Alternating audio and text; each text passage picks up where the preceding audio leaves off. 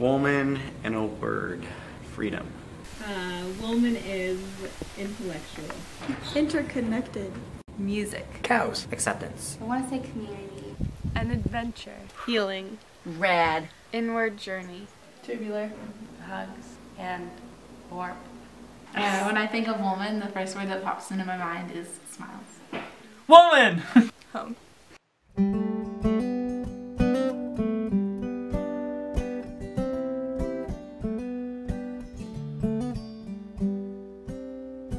In the warmth of your presence, I am safe at home. I will stand, I will stand. John Wolman School was a dream that was started by a group of Quakers in Berkeley. And the school started in 1963.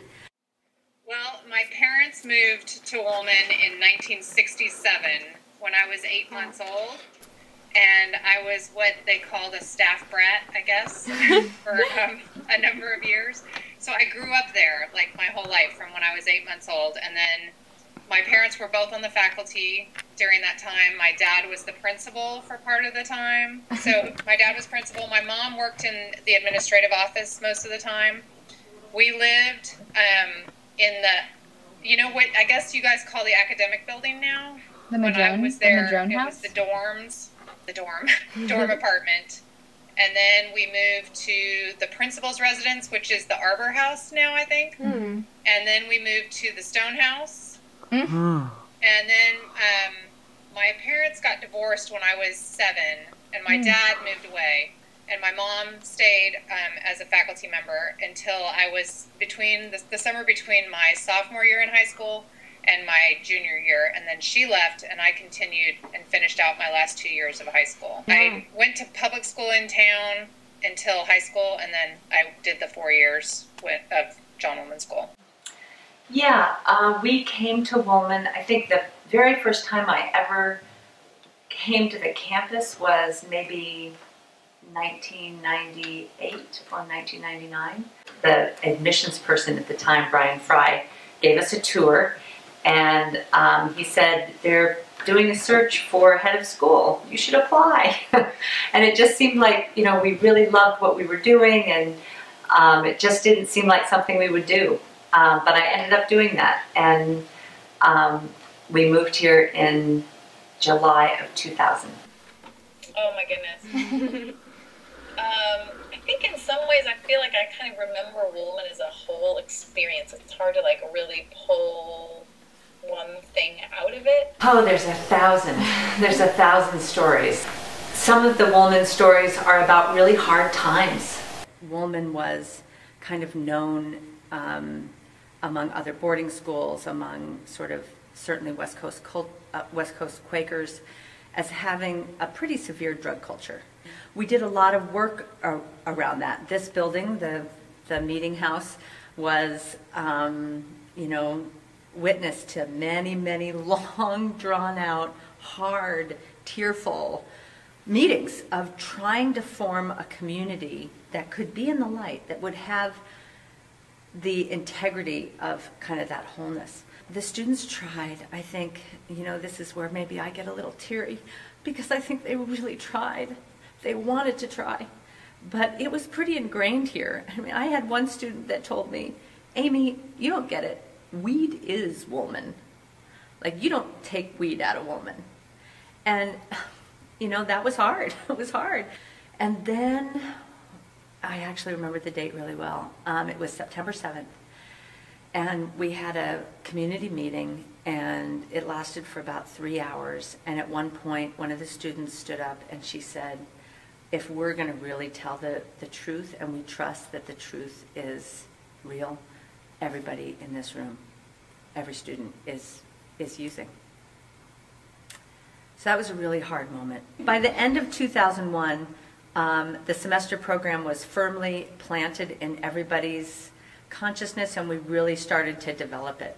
I think that what Wolman really strives to do is, especially when we think about ourselves as a high school, really trying to empower teenagers, and also whoever lives here, to speak their truth. And I think a lot of times we have all these different parts of ourselves and all these different identities, and I feel like society really values some and devalues others. And I feel a lot of times we go through life valuing parts of ourselves and not valuing other parts. And I see Wolman really, our vision is really striving to see each other as whole people and feel that we can find our voice, and through that wholeness go out into the world and speak our truth. And then there's, you know, there's wonderful stories, incredible stories, people, you know, that's all the different faces that came here, that lived and contributed and just poured their hearts and souls into this place, and that they're still doing. But so there's all those stories, you know, they're all the stories of being deeply connected with a group of people, and what happens, both the conflicts and the joys that happen when you engage in that with a group of people. Other students that were at Woolman when I was there, especially my year, and the people that we were, you know, there for 2 full years together, we're like family. It's like beyond friendships. It's like we're just like family. Yeah. I would say just the bonding with my friends that I did there that led to lifelong friendships. So I can't really say that happened all at one time. I think there was a lot of hanging out in cabins late at night and sharing our lives with each other and our fears and what we hoped the future would hold, and being supportive of each other, helping each other with homework, staying up way too late, drinking too much coffee. Will you be a little sad when it's over? Definitely. You will.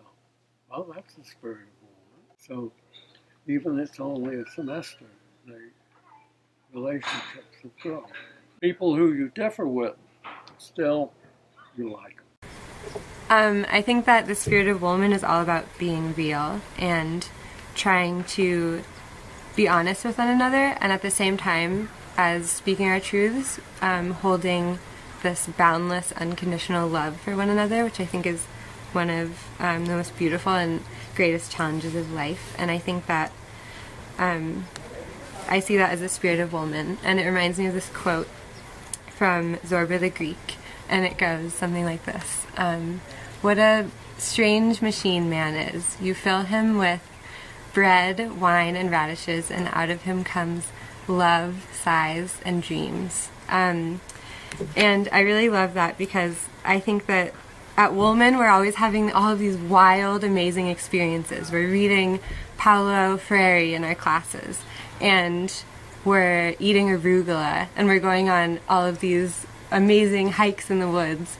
And I think what the spirit is, what we're doing here, is we're looking at all of these amazing things and taking them into ourselves and seeing them transform, and then asking, how can we take this and put it out in the world to make it a better place?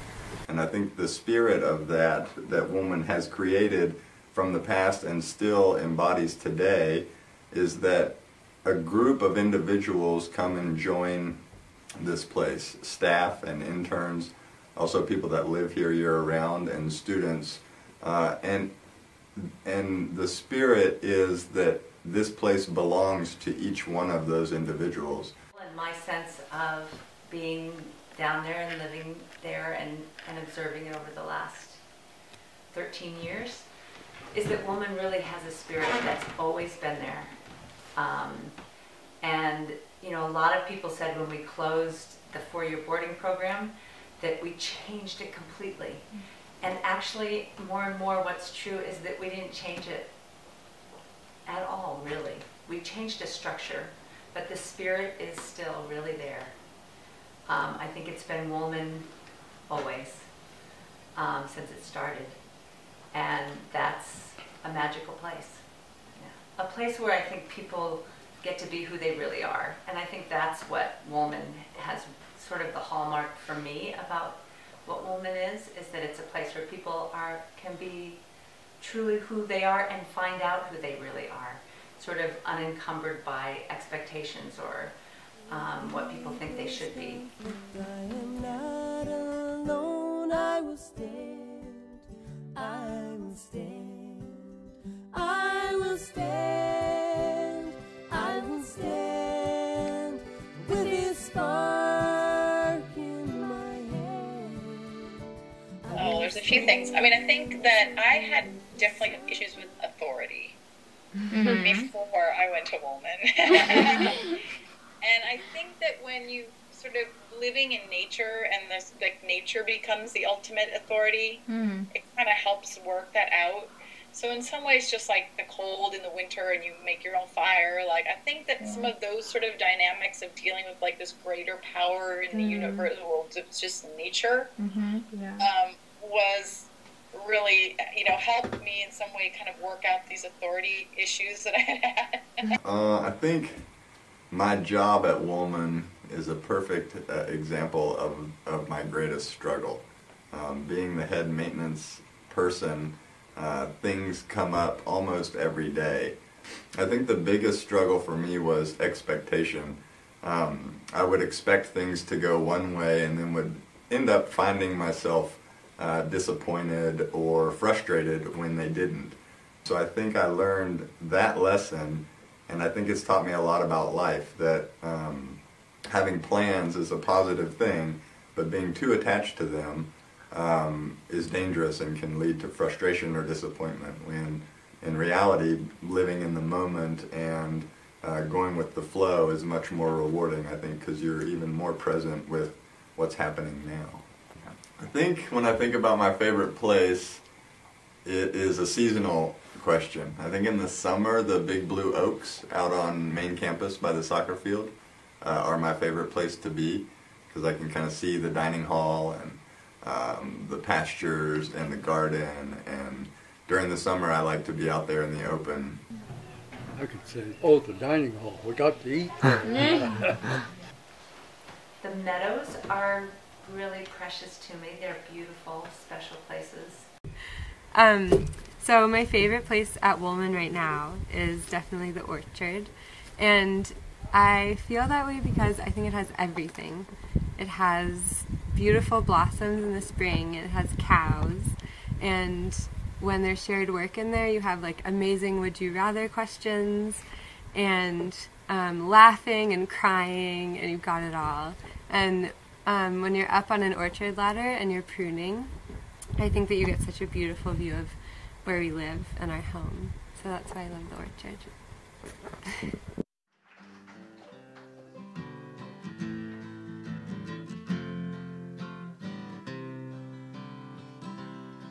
Well, you said it would be easy, a place where you had been.